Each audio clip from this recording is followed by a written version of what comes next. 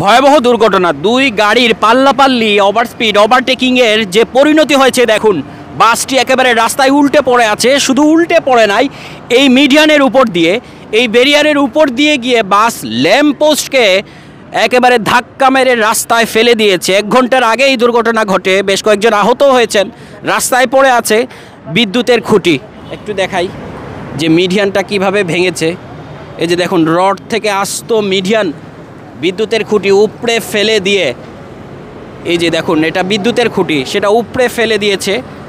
এই বাস, একটা বাস এবং প্রাইভেট কার দুটো একসঙ্গে এই যে অস্ট্রেলিয়ান ইন্টারন্যাশনাল স্কুলের সামনের লেনে ঢোকার পথে ছিল এবং তারা দুজনে একসঙ্গে ঢুকতে গিয়ে এই লেনে এই দুর্ঘটনা ঘটায়।